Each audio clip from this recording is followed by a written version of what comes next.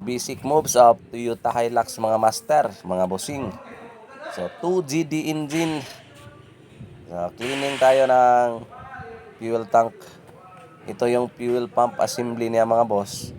Pero feed pump pa to ha. So wala siyang fuel pump motor na paakyat papuntang makina. So kumbaga feed pump pa siya. So ito yung fuel filter niya. Medyo marumi na talaga.